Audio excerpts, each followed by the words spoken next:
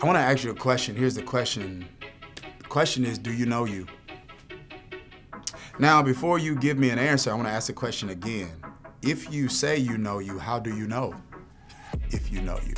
This is what I've discovered, and that is many people think they know themselves, and they don't. I'm going to tell you how to get to know you better, and I'm going to tell you why it's so important in this video. Stay tuned. I was recently doing a training for people that are in this academy that I run called the Premier Leadership Academy. This is what I believe. I believe that if you are going to do anything in this world that creates transformation in the lives of people, then that's going to require the utilization of 3 skills. 1, you have to do some speaking. 2, you're going to have to do some coaching, which is leveraging influence. And 3, you're going to have to do some leading. You don't go as far as your dream, you go as far as your team. So we've got academies or schools that train people in those skills, right? So it's not, we don't just necessarily train people to be speakers. Some people want to be speakers, but we train, because most people won't be speakers, but everybody's going to have to do some speaking. And most people won't be coaches, but everybody's going to have to do some coaching. And everybody's a leader, because leadership isn't a role, it's a responsibility. And even if you don't feel like you've got a leadership title, you're going to have to utilize some leadership tactics in your life. So anyway, I'm doing this training, right? And so I'm doing this session on self-leadership, which is the ability to intentionally influence yourself toward a certain objective. Like, the most important person you will lead is you, and the most difficult person you will ever lead is you. Like, and everything you're trying to do is all about self-leadership. There is no accomplishing of goals without self-leadership. Right? Fitness goals, you got to lead yourself, because you got to do it. Nobody can do that but you. Spending goals, nobody can do that but you. Relational goals, nobody can do that but you. So you have to lead yourself in that regard. And so I'm doing this teaching, right? And so there's this part of it on self-leadership where I spent a session on self-awareness, because I'm realizing that if a person is going to influence themselves toward their objectives, then they got to know themselves in a way that the average person doesn't know themselves. So the average person can't lead themselves because the average person doesn't know themselves. Because you cannot lead yourself with will. Listen guys, willpower doesn't work. Willpower doesn't work. If willpower worked, we would have reached all of our goals now. If willpower worked, we would have been all that we know God's called and created us to be. See, some things are accomplished by strength. Some things are accomplished by strategy. So we need more than will, we need skill. And I'm like, man, if people are gonna do that, they're gonna need the skill. They gotta develop a skill, first of all, of self-discovery, so they can live with self-awareness, so that you know how to influence the you that you are, not the you that you think you are. Oh, I can quit, I can stop. When I get serious, I'll lock it.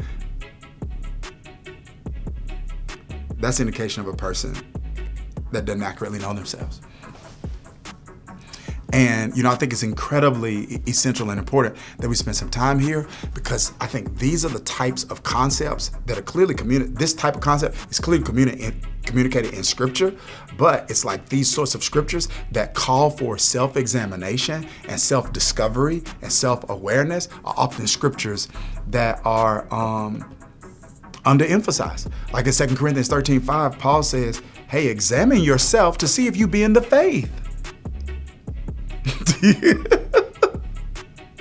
Right? He's like, hey, you have to intentionally engage into some self-discovery, because you're making assumptions about your spiritual status or the place you're on in your spiritual journey, and you might not be where you think you are. But the only way that you can see that is if you create some space to engage in self-discovery. Paul says in another place, if we would judge ourselves, we would have no need to be judged.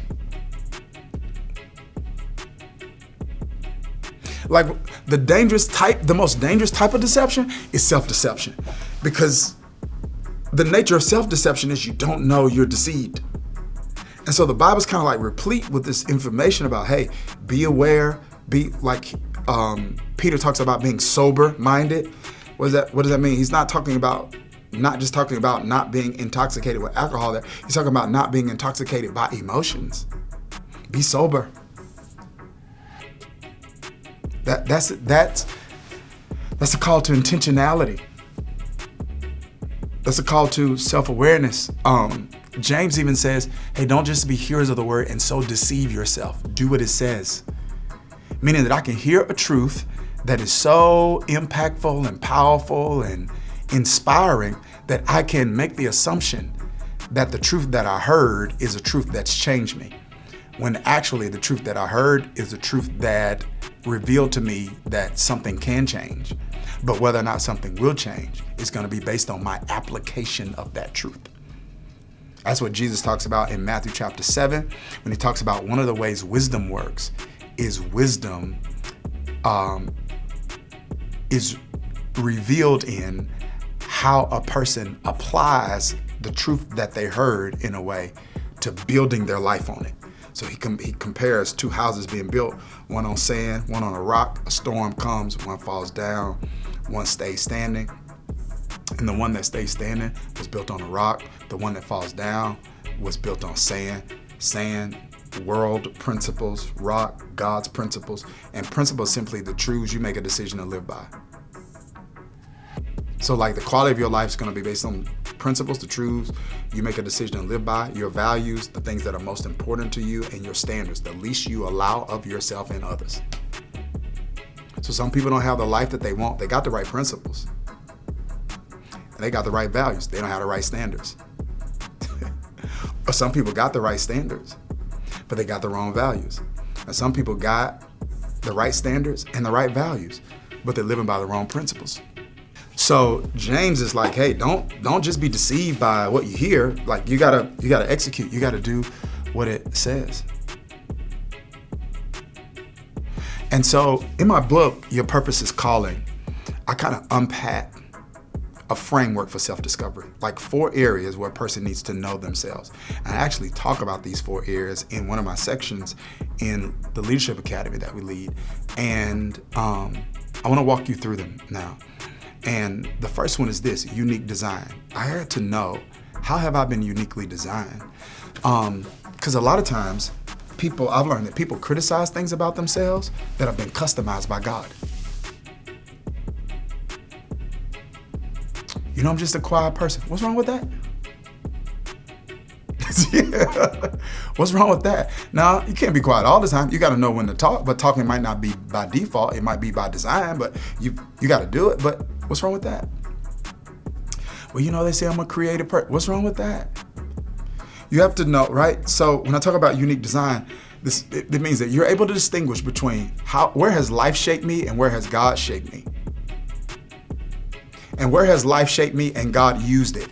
And where has life shaped me and the enemy used it?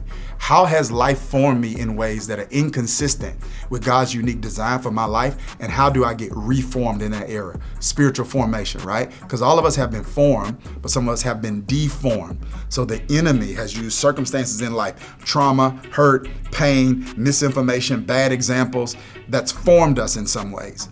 So we need to be reformed, right?